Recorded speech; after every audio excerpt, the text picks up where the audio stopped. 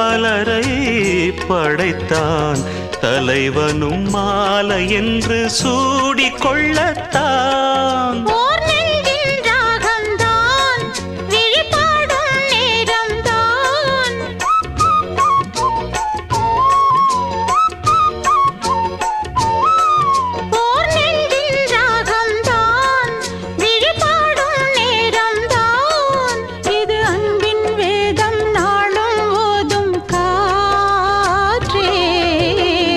வைகை நதி ஓரம் பொன்மாலை நேரம் காத்தாடுது.